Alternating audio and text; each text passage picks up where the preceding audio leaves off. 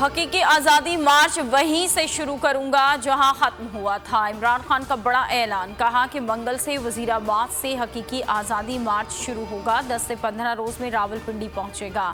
मार्च से रोजाना video link से खिताब करूंगा। शाह महमूद कुरैशी जीटी रोड पर मार्च को लीड करेंगे।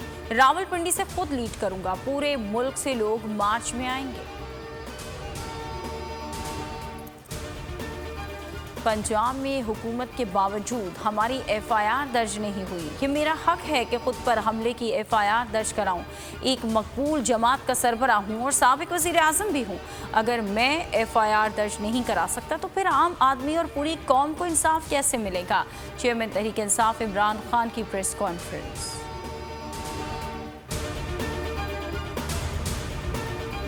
हुकूमत की जानिब से जुडिशल कमीशन के ऐलान को वेलकम करता हूँ। अरशद शरीफ और साइफर मामले की तहकीकात भी जुडिशल कमीशन से कराई जाए।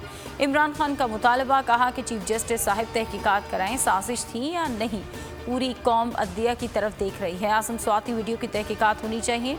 चीफ जस्टिस नोटिस लें।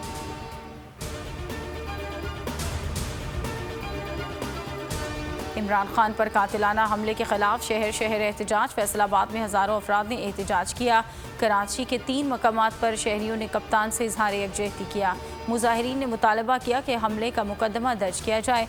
कोयटा में नन्हे बच्चे कप्तान के हक में सड़कों पर निकल आए।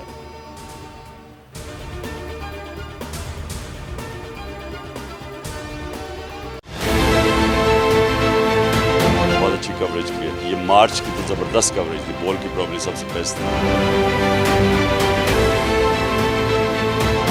सबसे ज्यादा रील्स और सबसे ज्यादा रेटिंग के साथ बोल रहा नंबर 1।